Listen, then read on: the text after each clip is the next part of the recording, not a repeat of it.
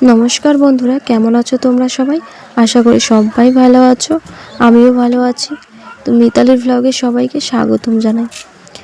তো দেখো, আমরা আজকে খাবো সজনার পাতা আর কচুর পাতার ছ্যাঁকা। তো দেখো, মা এখানে সজনার পাতাগুলো বেছলো আর এখানে কচুর পাতা কেটে নেওয়া হয়ে গেছে, ধুয়ে আনা হয়ে গেছে। তো তারপর দেখো কি কি লাগছে ছ্যাঁকা করতে। প্রথমে লাগবে লঙ্কা, শীতল আর রসুন। তারপর এখন শীতলটা ভেজে নিতে হবে, তার জন্য একটু তেল দিলাম। তো শীতলটা একটু ভেজে নেওয়ার পর অল্প একটু ভাজতে হবে। ভাজার যখন হয়ে যাবে, একটু ভাজা হয়ে যাবে, তখন ওখানে লঙ্কাটা দিতে হবে। লঙ্কাটা দিয়ে ভাজতে হবে আর কি। দেখো, এখানে এখন ভাজা করে নেওয়া হচ্ছে। তো ছ্যাঁকা কিন্তু আরও অন্যরকমভাবে খাওয়া যায়। তো আমরা যেহেতু রাজবংশী মাসে এরকমই আর কি শিরল দিয়ে আর কি ছ্যাঁকা করে। শিরল দিয়ে কিন্তু ছ্যাঁকা খেতে ভীষণ ভালো লাগে। আর যারা খাওনি তারা হয়তো জানবে না, আমরা রাজবংশীরা এরকম করেই খাই। অন্যভাবেও ভালো লাগে, কিন্তু এটা দিয়ে শীতল দিয়ে আর কি বেশি ভালো লাগে। তো যাই হোক, দেখো এখন কচু পাতার সজনার পাতাগুলো দিয়ে দিল।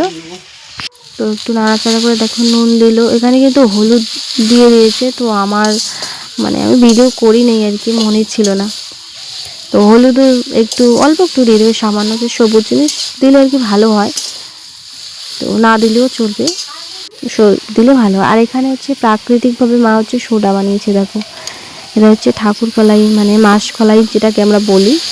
তো ওগুলার কি থেকে বানিয়েছে আর কি, আমাদের এখানে বানায় আর কি, রাজবংশীরা আর কি বানায়। তো আমি ঠিক জানি না কীভাবে বানায়। তো ওটাই মা প্রাকৃতিকভাবে আমরা সোডা বানিয়ে খাই। এমন কেনা সোডাও দেওয়া যায়,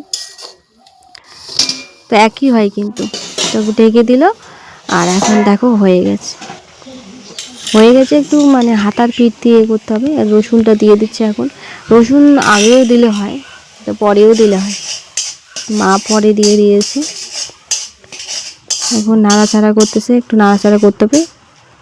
একটু শক্ত টাইপের আর কি খেতে ভালো হয় বেশি আর কি, সজনার পাতা আর কচুর পাতার ছ্যাঁকা আর কি, বেশি আর কি ঝোলের মতো খেতে আর কি ভালো লাগে না। তো এরকম ঠন থাকবে আর কি, ওরকমই আর কি ভালো লাগে খেতে। তো তোমরাও এরকমভাবে বানিয়ে নিতে পারো।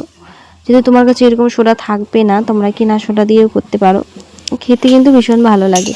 তো দেখো আমার হয়ে গেছে, কত সুন্দর খেতে, কিন্তু দারুণ লাগে, ভীষণ ভালো। এই দেখো কত সুন্দর হয়ে গেছে। তো বন্ধুরা, এইটুকুই, ভালো লাগলে অবশ্যই সাবস্ক্রাইব করে পাশে